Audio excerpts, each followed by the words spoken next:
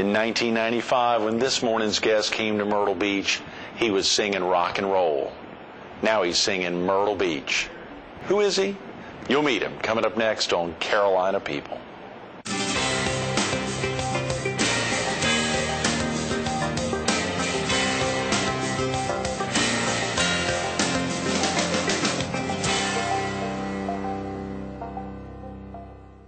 Good morning. Welcome to Carolina People. This morning we're in the lobby of the Myrtle Beach Area Chamber of Commerce.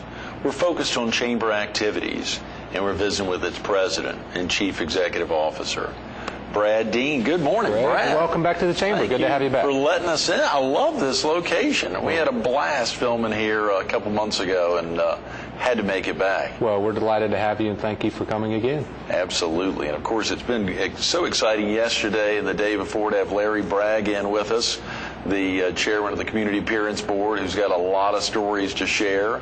Larry could write books upon books about the Myrtle Beach area, not only his role as a volunteer with the Community Appearance Board, but as he's seen the Myrtle Beach area grow and evolve, and been very active with the chamber for many years. So he's a good friend to not only the chamber, but the community in general. Yes, he shared with us that he had served as a vice president and treasurer of the board, I guess before it became the Myrtle Beach Area Chamber. It may have been the Myrtle Beach Chamber of Commerce then. It's with the Greater Myrtle Beach Chamber, and of course had a very strong presence here and was one of those gentlemen that early on helped it in its formative years, and still is very helpful today, especially when we get into issues beyond our city and county lines and into state and federal issues. Mr. Bragg's always been so involved in local and state politics as well as federal politics, so he's a good guiding force and still very active in the community. Absolutely. We're looking to wrap up the week with Vernie Dove, who obviously you know well, who's been in the area for a heck of a long time, a little more than 20 years now, and excited to get him in. He may have been the chair right before you came in as president and CEO. He was. Of course, you know, if you've lived in this area for very long, you don't know Vernie, you have to meet this guy. He is probably one of our best ambassadors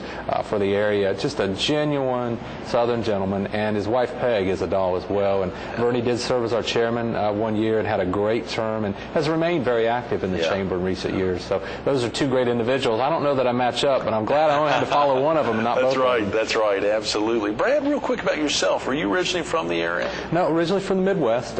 Moved here actually through Florida. We kind of did the roundabout tour and ended up in the Southeast and came here in 1995 as part of the expansion when they opened up Broadway at the beach, and we've called it home ever since. Is that right? What Broadway at the beach itself brought you here? Yeah, Broadway, of course, at that time was really exploding into an exciting dining and entertainment complex, and we came here as a part of that originally to open up the Hard Rock Cafe, and for me it was a great opportunity to bring my family to an area that we now like to call home, and can't beat the quality of life and the cost of living, so we're happy to be here, and we hope to stay here for a long time in the future. Absolutely. That Broadway at the beach is expanding, and that Hard Rock brand is expanding so well in the area. We had Stephen Goodwin with us a couple of weeks ago, the CEO of the new Hard Rock Park, and the excitement for him talking about what he claims, Brad, will be the most exciting attraction in the world out there, this Led Zeppelin, the most unique attraction, the Led Zeppelin ride. Well, I'll tell you what, I hope Hard Rock Park is as big of a hit as they want, because it's going to make all our jobs a lot easier as we try to fill as many hotel rooms that have been built. You know, it's the first ever, so of course that'll gather a lot of attention. But to think about a $400 million investment coming into our community with money that traditionally has not come here, that combined with Market Commons and other exciting developments that are on their way. If you think the exciting's been passed, just wait to see what's coming in the future. It's going to be even more exciting. Absolutely. Those are great words, Brad. You know, so much happening these days, and obviously we wanted to have the opportunity to talk to you a little about things that are not entirely within the scope of the Myrtle Beach Area Chamber of Commerce, Interstate 73 and the opportunities to expand, even I-74, some of the pieces there. Of course, there's a lot on the legislative agenda of the Myrtle Beach Area Chamber of Commerce. It's amazing how it comes in and continues to grow. What about I-73? Is that going to happen? Absolutely. We're very committed to it, but I think more importantly, Greg, this region, the state, and I think even more so the National Corridor Association is now committed to it. We need it here in part to bring more visitors in, but also in part to get everyone out safely in the event of a hurricane. But I think the key point is that I-73 is far more than just a road to and from the Myrtle Beach area. Places like Marion County, Marlborough County, Dillon County desperately need new industry and new jobs. This is truly an economic lifeline for the PD, and we've been successful in getting other states who are part of that corridor to come along with us now. At one point, the corridor was alive and well, but when it didn't get funded 20 years ago, it started to languish a bit. I think it's re-energized, and hopefully with the recent efforts of the National Corridor Association, as well as those here in South Carolina, we're going to see this road rush to completion. We could be driving on Interstate 73 within the next 10 years, and that's our goal.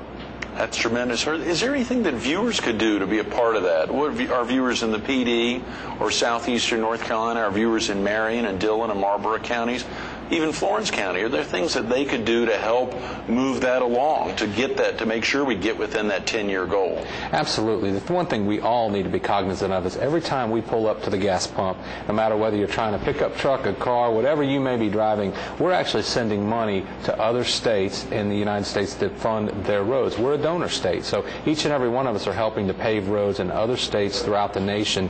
One of the goals we have is to keep more of our dollars here in South Carolina.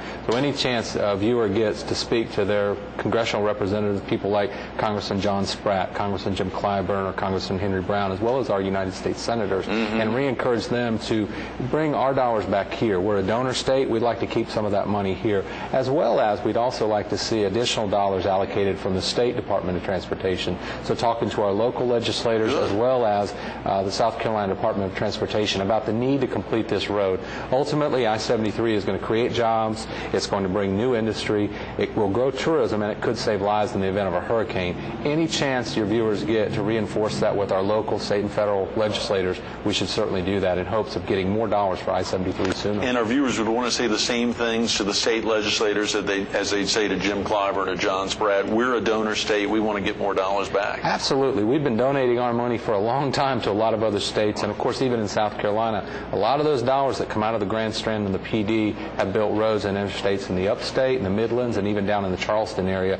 Everybody who's driven on that new bridge in Charleston realizes just how beautiful and important that was, but yet how important it is to bring money back to this area as well. And I think they understand that. But the constant message that we need to reinvest in the PD, reinvest in the Grand Strand, is a critical message that each of us should deliver every chance we get. Do all the states have to be working in tandem? You talked about the National Corridor Association. To all, is it 8 or 9 states? How many states, Brad, to make I-73 from Sault Ste. Marie, Michigan, down here? Do all the states have to be working in tandem for it to happen? Absolutely. You know, the interstate system was created by President Eisenhower to connect states and create commerce. The only way that really happens is if each state along the corridor works cooperatively and collaboratively. Of course, it's not always the same priority base for each state, but it's very important when we're speaking to the congressional delegation that it's not just South Carolina, not just North Carolina, but the entire corridor. Ultimately, that's the way jobs are created and industry is attracted. What's interesting is that there's only 6 states along the I-73 corridor, but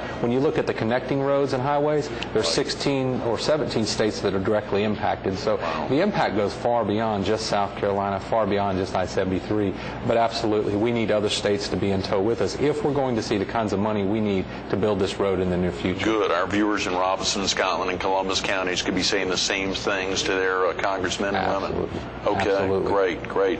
A lot on the legislative agenda. Obviously, I-73 and transportation in general are very high pieces. What are some of the other critical elements of the legislative agenda for the 2007? And of course, we're heading into 2008, Brad. I'm sure there's a lot of things you all are thinking about now. Absolutely. One of the big needs will, of course, be for tourism promotion funding. We were very fortunate the last 2 years to see increased funding from the state, and that's important. That's not taxpayer dollars coming in. That's just a small portion of what's collected here along the coast from the tourists that come here, coming back to help promote our area, and that's very important if we want to attract new visitors to our region.